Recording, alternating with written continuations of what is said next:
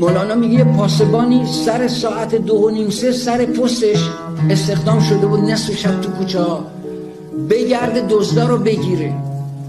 دید یه گاریچی با یه مقدار آشغال و پوشال اومد بره. گوهش بودم کجا؟ گفت به جان خودت فقط آشغاله و پوشاله. گفت خالی کن خالی کن خالی کن.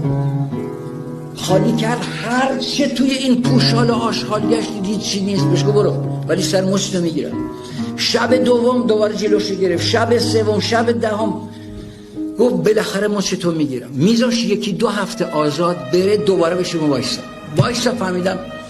دوباره میگشت دید هیچی نداره. بعد از 1.5 سال این پاسبان بازنشسته شد. تو خیابان گاریچی رو دید. بهش گفت تو رو به روی پدرت، چی تو این گاریت بود؟ گفت به جان خودت هیچی نبود، آشغال بود و پوشال.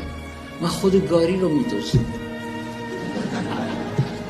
مولانا میگه تو به قدری حواست به فرعیات و به آشغالجات و به پوشال هاست که نمیدونی داری چه چیز از تو سرقت میره، از بس درگیر حاشیه‌ای. تا کی؟